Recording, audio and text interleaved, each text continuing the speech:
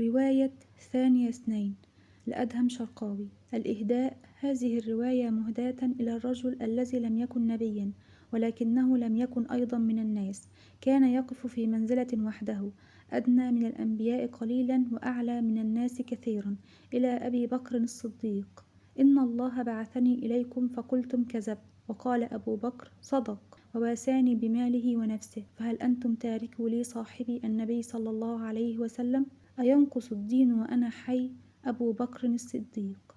أما قبل، وأتى من بعيد تفوح منه رائحة الصحراء، عربي خالص لا شية فيه، نحيل كأنه سنبلة قمح، دقيق الساقين كأنه عداء، ولكن ثمة شيء فيه يخبرك أن له سباقا غير سباقات الناس. وجهه أبيض نجا من شمس الصحراء بأعجوبة، ظهره فيه انحناء قليل كأنه كان يحمل شيئا ثقيلا على كتفيه طوال عمره، ولكن نظراته الثاقبة تخبرك أن هذا الحمل لم يكن بإمكان غيره أن يحمله.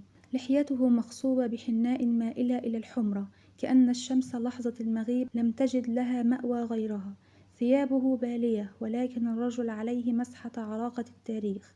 أردت أن أسأله: من أنت؟ ولكن ثمة رجال تفقد لغتك في حضرتهم، وقد كان واحدا منهم. أطلت النظر إليه، وصمتي يكبلني وفضولي يقتلني لأعرف من هو، ولكنه أزاح عني كل هذا حين قال: لك السلام. صوته عذب، كأن الحروف تخرج من حجر إسماعيل لا من فمه، فيه رقة كدعوات الأمهات، وخشوع كتلاوة سورة الرحمن. رددت عليه على الفور: ولك السلام. ثم قال: من الرجل؟ فقلت: من العرب. وأنت؟ أبو بكر الصديق، أبو بكر مؤدب المرتدين، أبو بكر ثاني اثنين إذ هما في الغار، ولا لقب أحب إلي من هذا. هو أبو بكر إذن، الرجل العداء الذي كان يركض إلى الله بقلبه فلم يسبقه أحد، والذي حمل الإسلام على كتفيه كما لم يفعل أحد. وفي حضرة أبي بكر لا يعرف المرء ما يفعل. أنا أمام معجزة من لحم ودم، والمعجزات لا تمر بنا كل يوم. أما بعد، عندما ينتهي الأنبياء يبدأ أبو بكر، وعندما ينتهي أبو بكر يبدأ الناس. هكذا هو فئة وحده، يأتي دائما أولا، ومن المحال أن يسبقه إلى الله أحد. وحين تعلق الأمر بالسخاء والصدقة، أتى عمر بن الخطاب بنصف ماله ممنيا نفسه أن يسبق أبا بكر هذه المرة، فوجد أن أبا بكر قد جاء بماله كله. وحين تعلق الأمر بالثبات والشجاعة، فاق أبو بكر الجميع كالعادة. أبو بكر محفور في أذهاننا على أنه ذاك الشخص العذب الرقيق، وهذا صحيح، فهو أرحم الأمة بالأمة بشهادة النبي صلى الله عليه وسلم.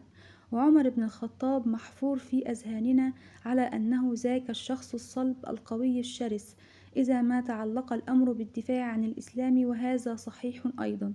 ولكن أبا بكر أثبت في مواقف كثيرة أنه أصلب وأقوى وأشرس الصحابة جميعا، بمن فيهم عمر بن الخطاب نفسه. كان أبو بكر يمثل القوة الناعمة، هذه القوة التي تلين حتى يعتقد المرء أنها لا تستطيع أن تشتد أبدا، ثم إذا ما جد الجد ووقع الفأس في الرأس، وجدت تلك النعومة كشرت عن أنيابها، ففاجأت أعداءها وأحبابها على السواء. الغزال الناعم كان بإمكانه أن يتحول في الظرف الحالك إلى أسد هصور، وهذا هو أبو بكر باختصار. وكي لا يكون الكلام رجما بالغيب وادعاء من غير دليل، فلنقارن بين أبي بكر وعمر في بعض المواقف. وهذه المقارنة ليست انتقاصا من عمر بن الخطاب، معاذ الله، فعمر حيث يضع قدمه أتشرف أن أضع رأسي، ولكن لأن عمر في حزمه وقوته لا يجاري، ومع هذا أبو بكر سبقه. المقارنة هنا لشرح ما أسميته القوة الناعمة التي يمثلها أبو بكر، وهي ضرورية لفهم شخصية أبي بكر بمختلف جوانبها. وأبو بكر كان رقيقا كوردة، بالمقابل كان له شوك قاس يجعل قطفه مستحيلا. يوم الحديبية غضب الصحابة رضوان الله عليهم جميعا لله إذا رأوا في بنود الصلح إشحافه، حتى إنهم أول الأمر لم يمتثلوا لأمر النبي صلى الله عليه وسلم حين أمرهم أن يحلقوا رؤوسهم وينحروا هديهم ويفكوا إحرامهم. فدخل النبي صلى الله عليه وسلم خيمته، وقال لأم سلمة: يا أم سلمة، ما شأن الناس؟ فقالت له: يا رسول الله، قد دخلهم ما رأيت، فلا تكلمن منهم إنسانا. واعمد إلى هديك فانحروا وأحلق، فلو فعلت ذلك ففعلوا مثلك. فقام النبي صلى الله عليه وسلم فلم يكلم أحدا، فنحر هديه وحلق رأسه، فلما رأوه قاموا فنحروا وحلقوا. وكان عمر بن الخطاب يومها من بين الصحابة الذين غضبوا لله، أما أبو بكر فكان كالعادة فئة وحده. جاء عمر إلى النبي صلى الله عليه وسلم يفيض حبا لله ورسوله، يملأه الغضب لهذا الدين، يريده أن يكون عزيزا، وقال له: يا رسول الله، ألسنا على حق وهم على باطل؟ قال: بلى. قال: أليس قتالنا في الجنة وقتالهم في النار؟ قال: بلى. فقال عمر: ففيما نعطي الدنية من أنفسنا ونرجع، ولما يحكم الله بيننا وبينهم؟ فقال له النبي صلى الله عليه وسلم: يا ابن الخطاب، إني رسول الله ولن يضيعني الله. فانطلق عمر ولم يصبر متغيظا، فأتى أبا بكر وقال له: يا أبا بكر، ألسنا على حق وهم على باطل؟ فقال له أبو بكر: بلى. فقال: أليس قتالنا في الجنة وقتالهم في النار؟ فقال: بلى. فقال عمر: فعلما نعطي الدنية في ديننا؟ قال له أبو بكر: يا ابن الخطاب، إن الرجل لنبي ولن يضيعه الله، فلزم غرزه أي تمسك بأمره. هذه إحدى نقاط قوى أبي بكر: التسليم الكامل لأمر الله ورسوله دون جدال ومناقشة. والتسليم والانصياع يحتاج أحيانا إلى قوة أكبر من المعارضة والجدال. ثم دارت الأيام وتبين للجميع أن صلح الحديبية التي حسبوها هزيمة معنوية كانت فتحا عظيما، وهكذا انتصرت قوة أبي بكر الناعمة كما هي دوما. وحين أطلت عائشة من حجرتها على الصحابة وقالت لهم أكثر جملة مؤلمة في تاريخ هذا الكوكب: مات رسول الله، رفض عمر بن الخطاب تصديق الخبر، وارتفع صوته في المسجد من هول الفاجعة، واعتبر أن النبي صلى الله عليه وسلم إنما ذهب لميقات ربه كما فعل موسى عليه السلام من قبل. ثم توج هذا كله بأن سل سيفه وقال: والله ليرجعن رسول الله فليقطعن أيدي رجال زعموا أنه مات. ومعذور والله عمر، إنني أكتب عن حادثة موت النبي صلى الله عليه وسلم بعد 1400 سنة، والألم يعتصرني وقلبي ينفطر وأنا أتحسس قول عائشة: مات رسول الله. صعب جدا علي بعد مضي هذه القرون أن أتخيل أن النبي صلى الله عليه وسلم قد ضمه قبر وأهيل عليه التراب، فكيف لو كنت يومها معهم ونزل الخبر علي فجأة كالصاعقة؟ ولكن أبا بكر كان له شأن آخر، هذا ليس موضع رقة وإنما موضع صلابة وتجلد، وأبو بكر يكون دائما كما تقتضي المواقف له أن يكون. دخل المسجد ورأى عمر في قمة غضبه وحزنه وتأثره فلم يكلمه، وإنما دخل بيت عائشة واقترب من النبي صلى الله عليه وسلم وهو مسجى مغطى، فكشف الغطاء عن وجهه الشريف وقبله وقال له: بأبي أنت وأمي ما أطيبك حيا وميتا، أما الموت التي كتبها الله عليك فقد ذقتها، ثم لن يصيبك بعدها موتة أبدا. ثم رد الغطاء على وجهه فخرج وعمر ما زال يخطب في الناس، فقال له: على رسلك يا عمر، فأنصت. فلم يلتفت إليه عمر وتابع كلامه. فلما رآه أبو بكر على هذه الحال تركه وأقبل على الناس وقال: أيها الناس، إنه من كان يعبد محمدا فإن محمدا قد مات، ومن كان يعبد الله فإن الله حي لا يموت. ثم تلا: وما محمد إلا رسول قد خلت من قبله الرسل، أفإن مات أو قتل انقلبتم على أعقابكم، ومن ينقلب على عقبيه فلن يضر الله شيئا وسيجزي الله الشاكرين. فعلم الناس أن النبي صلى الله عليه وسلم قد مات حقا. لو كان أبو بكر رقيقا فقط لكان أولى بالانهيار يومها من عمر، ولكن أبا بكر قوة ناعمة، رقيق في موضع الرقة، ثابت في موضع الثبات. لهذا لم يكن مستغربا أن يكون أكثر الصحابة ثباتا هو أكثرهم رقة. إنه أبو بكر النموذج الفريد الذي لا يوجد منه نسخة ثانية. أما القوة الناعمة فكشرت عن أنيابها يوم ولي أبو بكر الخلافة وارتدت العرب، واجتمع مجلس الدفاع الإسلامي الأعلى بقيادة الخليفة الجديد يبحثون ما يفعلون أمام هذا المأزق. كان رأي جنرالات التوحيد يومها أن يفاوضوا المرتدين، أما أبو بكر وحده من دون الجميع قرر أن يحاربهم. الرجل الأسيف الذي كان يبكيه القرآن لبس لأمة الحرب حين قرر الفرسان الأشداء أن يخلعوها. قال له عمر بن الخطاب يومها: كيف تقاتلهم وقد قال رسول الله صلى الله عليه وسلم: أمرت أن أقاتل الناس حتى يقولوا لا إله إلا الله، فإن قالوها فقد عصموا مني دماءهم وأموالهم إلا بحقها. فقال له أبو بكر: والله لأقاتلن من فرق بين الزكاة والصلاة، والله لو منعوني عقال بعير كانوا يؤدونه إلى رسول الله لقاتلتهم عليه. فقال له عمر: يا خليفة رسول الله، تألف الناس وارفق بهم. فجذبه أبو بكر من ثوبه وقال له: أجبار في الجاهلية خوار في الإسلام يا عمر؟ إنه قد انقطع الوحي وتم الدين، أينقص الدين وأنا حي؟ فمضوا على بركة الله وأدبوا المرتدين وأعادوا القبائل إلى حظيرة الإسلام. وأثبت أبو بكر مرة أخرى أنه يرى بنور الله، وأنه وإن كان أرق من وردة فهو أيضا أصلب من الصخر. ثم ها هو أبو بكر هنا، فلماذا نحكي عنه ما دام بإمكانه أن يحكي هو عن نفسه؟ لا شيء أروع من أن نسمع الحكاية من فم الحكاية نفسها.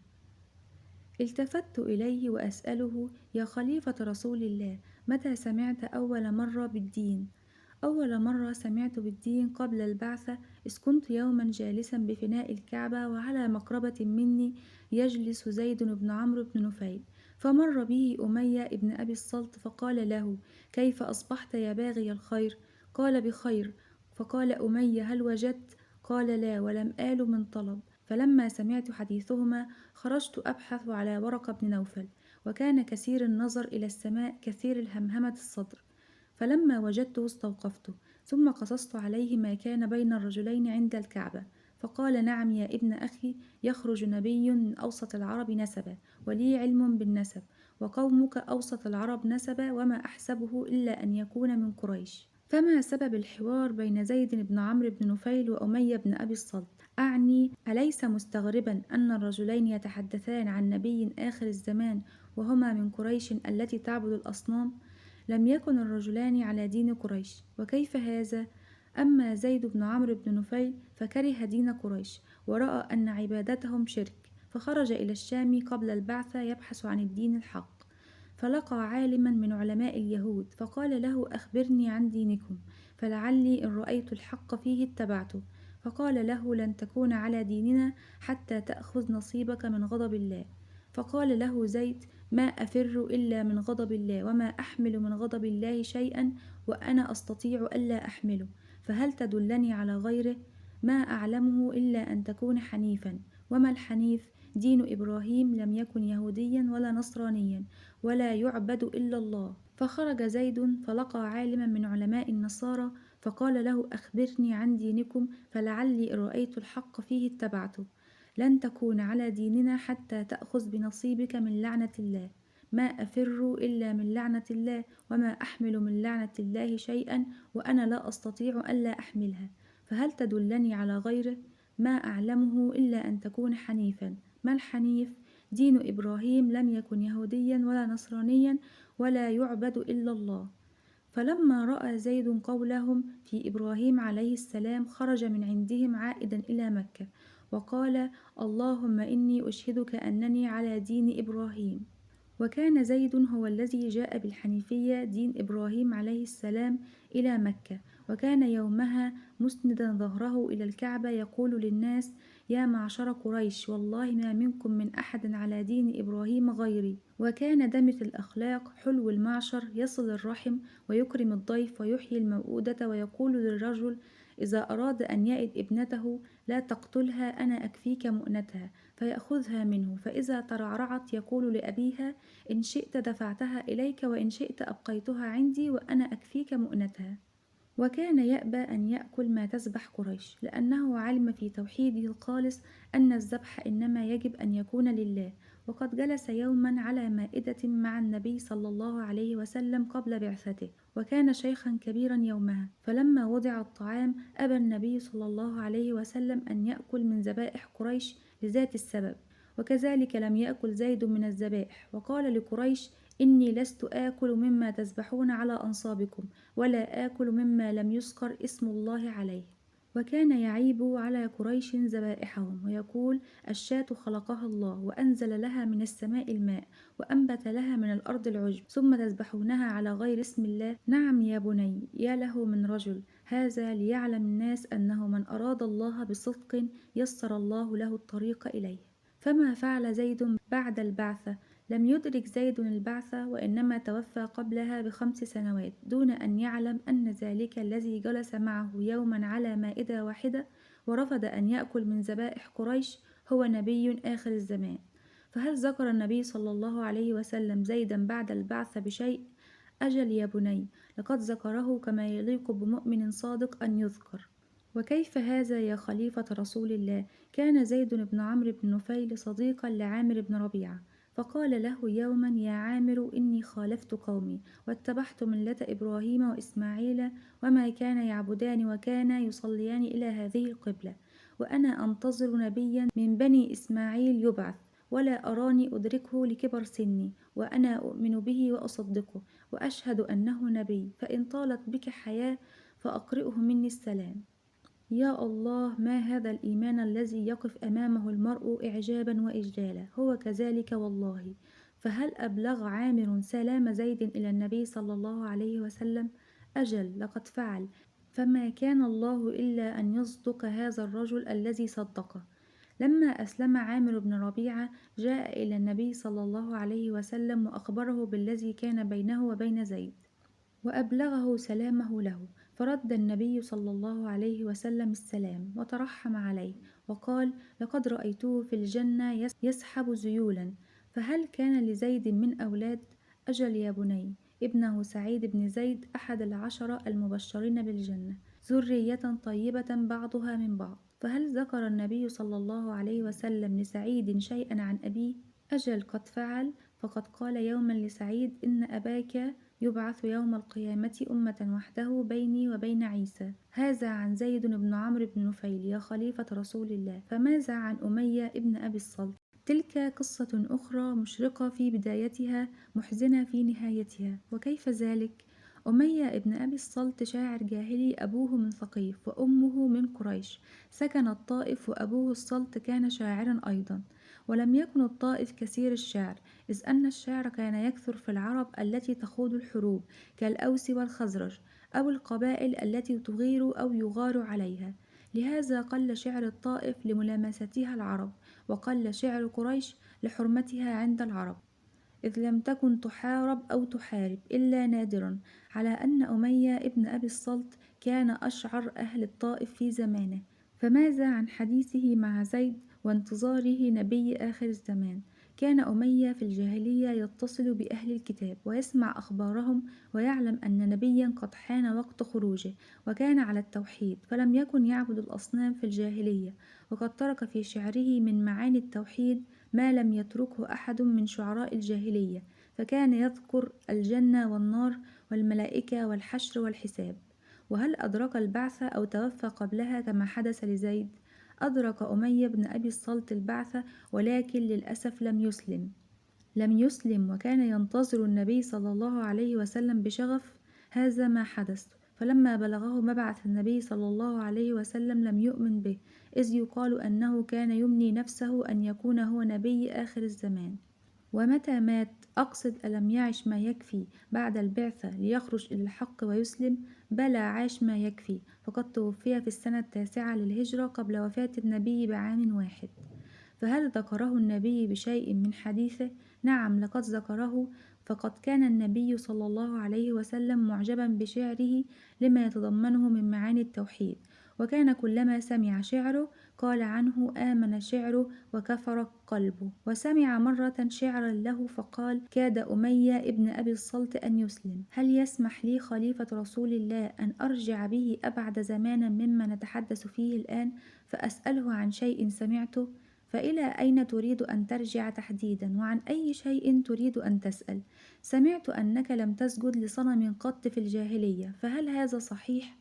أجل يا بني، وهذا من فضل الله وكرمه على عبده أن نزه جبهته من السجود لغيره حتى في الجاهلية، حينما كنت أعرف ما الدين وما الإيمان. فحين نازعت الحلم أخذني أبي أبو قحافة من يدي ثم انطلق بي إلى مخدع فيه الأصنام، ثم قال لي: هذه آلهتك الشم العوالي، وتركني وذهب. فدنوت من الصنم وقلت: إني جائع فأطعمني، فلم يرد. فقلت له: إني عار فأكسني، فلم يرد. فألقيت عليه حجرا فخر على وجهه. ألا ترى في هذا اصطفاء مبكرا لك يا خليفة رسول الله؟ ما ينبغي للمرء أن يزكي نفسه يا بني، ولكن أحمد الله سبحانه إذ جعلني من القلة النادرة التي لم تشرك به في الجاهلية، وإن لم تكن تعبده حق عبادتي، إذ لم يكن بعد إسلام ولا نبوة، ولكني ما زلت أرى في الأمر اصطفاء. فكما اصطفى الله نبيه من الشرك والفواحش، اصطفى صاحبه وخليفته، فأنت الوحيد الذي يقال له خليفة رسول الله، ومن جاءوا بعدك إنما هم خلفاؤك أنت لا خلفاءه هو. وقد كان حريا بمن سيحمل هذا اللقب الفاخر والمركز المرموق أن يكون فيه شيء من اصطفاء النبوة. ما أحسبك يا بني إلا يغلب عليك حسن ظنك بي، وما زلت أحمد الله على العصمة من الشرك، ولا أعلو بها على الناس ولا أفخر. فلولا أن تداركتني رحمة ربي لمسني شيء من الشرك مما مس القوم. يا لتواضعك يا بني، إن العاقل من اتهم نفسه في الشر واعترف لربه بالخير. وما أزيد على أن أحمده على أنه عصمني من الشرك. حسنا، فماذا عن الخمر يا خليفة رسول الله؟ ما بها؟ هل شربتها في الجاهلية؟ لا والله ما عرفت طعمها، فقد كرهتها مبكرا بفضل الله. وكيف كرهتها وأنت لم تذقها؟ يا بني، أن العاقل من اتعظ بغيره، والجاهل من كان موعظة لغيره. وإني أحمد الله أن جعلني أتعظ بغيري ولم يجعلني عظة لغيري. وكيف اتعظت بغيرك في مسألة الخمر؟ مررت في الجاهلية وأنا في ريعان شبابي برجل سكران يمسك بعرة البعير ويقربها من فمه يريد أن يأكلها، فإذا صارت قريبا من فمه شم ريحها فألقاها من يده، وهو يفعل هذا مرارا وتكرارا. فقلت في نفسي: والله لا أشربها قط، إنها تذهب بالعقل، وإذا ذهب العقل ذهبت معه المروءة، ولم أكن لأفرط في مروءتي. وما زلت تصر على أنه لا اصطفاء في الأمر. ما زلت أحمد الله على العافية ولا أزيد. ما زلت أحمد الله على العافية ولا أزيد. فماذا عن صداقتك مع النبي صلى الله عليه وسلم في الجاهلية؟ كنت والنبي صلى الله عليه وسلم أترابا، فكان يكبرني بعامين وبضعة أشهر، وكان أحسن قريش خلقا وأصدقها حديثا وأوثقها أمانة، فالتقينا كما يلتقي فتيان القبيلة الواحدة، فنشأت بيننا صداقة متينة. أحببته وأحبني، وكان أثيرا على قلبي وكنت أثيرا على قلبه، والمرء يعرف مكانته في قلوب الناس. هنيئا لك، والله هنيئا لي، فعلى مثله يهنأ المرء ويغبط. فماذا كنت تعمل في الجاهلية؟ كنت تاجرا، وكذلك كان أغلب رجال قريش، وكنت أذهب للتجارة في رحلتي الشتاء والصيف، في الشتاء إلى اليمن، وفي الصيف إلى الشام، فأشتري وأبيع وأصدق الحديث ولا أغش. فبارك الله لي في رزقي، وكان رأس مالي عند البعثة 40,000 درهم. أي أنك كنت من أثرياء مكة قبل البعثة؟ نعم، كنت ثريا في مالي فقط، فقيرا في ديني. فلما نطقت بالشهادتين صرت أثرى أهل الأرض. أثرى أهل الأرض بالشهادتين. يا بني، إن الله يعطي الدنيا لمن يحبه ولمن لا يحبه، ولكنه لا يعطي هذا الدين إلا لمن يحبه. إن الله أعطى الدنيا كلها لسليمان عليه السلام، وكذلك أعطاها للنمرود، فلو كان معيارا للتفاضل بين الناس لما أعطاها لنبي وطاغية. صدقت يا خليفة رسول الله، فحدثني عن قصة إسلامك ما دمنا قد ذكرناها، فقد حان وقتها. كل ما في الأمر أني كما أخبرتك كنت صديقا للنبي صلى الله عليه وسلم، وكنت أعرف أنه صادق لا يكذب على الناس حتى يكذب على الله. وكنت جالسا يومها في مجلس من مجالس قريش، فذكروا أن محمدا صلى الله عليه وسلم يعيب عليهم آلهتهم ودينهم، ويقول أنه جاء بدين خير من ديننا. فخرجت أبحث عنه، أريد أن أسمع منه بشأن هذا الذي يتحدثون به، فلقيته فقلت له: يا أبا القاسم، فقدتك اليوم في مجلس قومك، وقد ذكروك واتهموك بالعيب لآبائهم وأمهاتهم وآلهتهم. فقال لي: يا أبا بكر، إني رسول الله، وإني أدعوك إلى الله الواحد الأحد الفرد الصمد الذي لم يلد ولم يولد. فقلت: أشهد أن لا إله إلا الله، وأشهد أنك يا محمد رسول الله. هكذا بكل بساطة دون أن تتريث أو تقلب الأمور في عقلك. يا بني، بعض الكلام ينزل في قلبك مباشرة، والحمد لله أن جعلني أول هذه الأمة إسلاما وتصديقا وتسليما. ويكفيني شرفا شهادة النبي صلى الله عليه وسلم حين قال: ما دعوت أحدا إلى الإسلام إلا كانت عنده كبوة وتردد ونظر، إلا أبا بكر، فحين دعوته أجابني وما تردد. هنيئا لك هذه الشهادة يا خليفة رسول الله، بارك الله بك يا بني.